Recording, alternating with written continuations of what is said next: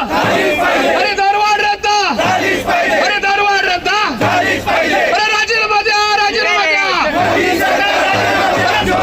अरे मोदी सरकारच्या बैलाला, अरे मोदी सरकारच्या बैलाला, अरे गली गली में शोर है, अरे पेट्रोल डिझेलची दरवाढ रद्द, अरे पेट्रोल डिझेलची दरवाढ। आजचे दिनचे स्वप्न दाखवून नरेंद्र मोदी यांनी देशाची सत्ता हस्तगत केली, मात्र सत्ता काबीज केल्यानंतर त्यांनी फक्त बड्या उद्योगपतींनाच आजचे दिन दिले। सामान्य जनता मात्र महागाईचे चटके सहन करत आहे। आंतरराष्ट्रीय बाजारात कच्च्या तेलाच्या किमती गडगडलेल्या असताना आपल्या उद्योगपती मित्राची तिजोरी भरणारे नरेंद्र मोदी आता कुठल्या तरी युद्धाचे कारण सांगून देशावर इंधन दरवाढीचा बोजा टाकत आहेत। या इंधन दरवाढीमुळे देशातील जनता भरडली जात आहे। या इंधन दरवाढीचा निषेध व्यक्त करण्यासाठी पुणे शहराध्यक्ष प्रशांत जगताप व पुणे शहराध्यक्ष दीप्ती चौधरी यांच्या नेतृत्वात पुणे शहर काँग्रेसच्या वतीनं तीव्र आंदोलन करण्यात आले। मोदी सरकारच्या निषेधार्थ घोषणांनी संपूर्ण जिल्हाधिकारी कार्यालय परिसर दणाणून गेला। विशेष म्हणजे काँग्रेस पक्षाच्या कार्यकर्त्यांसह या आंदोलनात सामान्य पुणेकर नागरिकांचाही मोठ्या प्रमाणात सहभाग होता।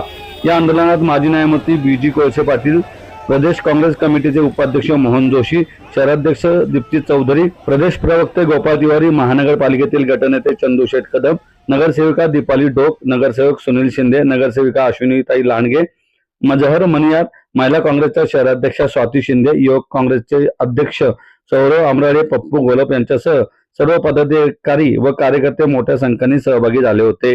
पूर्वीच्या काळी गाड्या नव्हत्या तेव्हा गाडवांच्या माध्यमातून व्यापार केला जात होता। तीच परिस्थिती आज नरेंद्र मोदी यांनी देशातील नागरिकांवर आणली असल्याचं यावेळी काँग्रेसने म्हटलं आहे। आज पुणे शहर काँग्रेसच्या वतीने जिल्हाधिकारी कार्यालयासमोर आंदोलन घेण्यात आलेलं आहे। मागच्या 10 दिवसामध्ये तब्बल चौथ्यांदा पेट्रोल आणि डिझेलची दरवाढ झालेली आहे आणि दरवाढ एकूणच सर्वसामान्य नागरिकांचं कंबरडं मोडणारं आहे। या सगळ्या परिस्थितीमध्ये नरेंद्र मोदी मात्र सगळीकडे परदेशवाऱ्या करतायत, या ठिकाणी त्या ठिकाणी परके चलन या ठिकाणी खर्ची घालतायत। पण या देशामध्ये आज नुसतं देशातच नाही तर महाराष्ट्रात अशी परिस्थिती आहे की विदर्भात मराठवाड्यामध्ये डिझेल सुद्धा मिळत नाहीये आणि त्याच्यामुळे या सगळ्या निषेधार्थ आज काँग्रेस पक्षाचे आम्ही इथं आंदोलन केलेलं आहे। या माध्यमातून आम्ही नरेंद्र मोदी सरकारचा आणि फडणवीस सरकारचा निषेध व्यक्त करतो की दरवाढ रद्द झाली नाही तर काँग्रेस पक्ष नुसतं शहरात नाही तर विधानसभेच्या स्तरावर प्रभागांमध्ये गल्लोगल्ली या ठिकाणी आंदोलन करेल आणि त्याच त्या आंदोलनामध्ये नुसते कार्यकर्ते नसतील तर सर्वसामान्य नागरिक सुद्धा असतील, हा इशारा या निमित्ताने देऊ इच्छितो। आज आम्ही या आंदोलनामध्ये गाढवा आणले कारण की पूर्वी गाढवांवर व्यापार व्हायचा, गाड्या परवडत नसायच्या, आता तीच परिस्थिती नरेंद्र मोदींमुळे आलेली।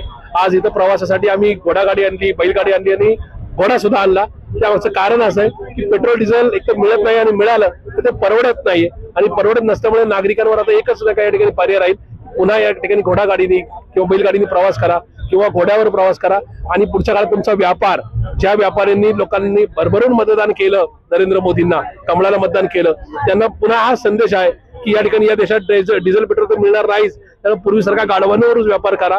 एखादं मटेरियल दुसऱ्या ठिकाणी जायला 2-2 महिने लागले तरी चालेल, पण नरेंद्र मोदींचा जय जयकार करा म्हणजे जेणेकरून त्या ठिकाणी तुम्हाला कळेल की नरेंद्र मोदींचा उच्चार केला की आपल्याला अशा प्रकारचे आजचे दिवस म्हणजे गाढवाचे, घोड्याचे आणि बैलाचे दिवस नक्की येतात। नीटमध्ये घोटाळा झाला, धर्मेंद्र प्रधानांचा राजीनामा मागितला जातोय नका या ठिकाणी आज पेट्रोल डिझेलच्या माध्यमातून देशभरात कानाकोपऱ्यामध्ये जे आंदोलन होत आहेत त्याचा या ठिकाणी सगळीकडे गल्लोगल्ली प्रसार होतोय आणि या सगळ्या गोष्टीला घाबरून आज फडणवीसांनी या ठिकाणी हुकुमशाहीनी, हिटलरशाहीनी एक आदेश दिलेला आहे ज्याच्यामध्ये आज रात्रीपासून कुठं आंदोलन करता येणार नाही।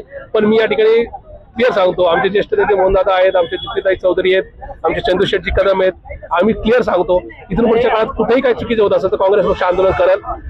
काँग्रेस पक्षाने या देशाला स्वातंत्र्य मिळवून दिलंय, त्यास लाखो लोकांना स्वातंत्र्यवीरांना तुरुंगात टाकण्यात आलं। आम्ही असल्या गुन्ह्यांना, खटल्याला घाबरत नाही, जो होगा देखा जाएगा।